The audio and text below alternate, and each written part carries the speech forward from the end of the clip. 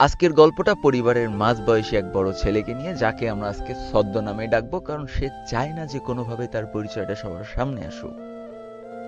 তার সাথে সাথে সে এইটাও চায় না তার এই কষ্টের পিছনে আসলে কোন মানুষগুলো দায়ী ছিল, কোন ইউটিউবার গুলো দায়ী ছিল। চিন্তা করে দেখো কত বড় মনের একজন মানুষ।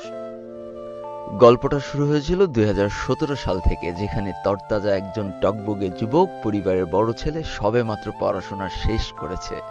বিশ্বাস করো আর না করো, পরিবারের বড় ছেলে হওয়া যে কতটা কষ্টের আর কতটা দায়িত্ববোধের ব্যাপার, সেটা শুধু যারা বড় ছেলে আছে তারাই জানে।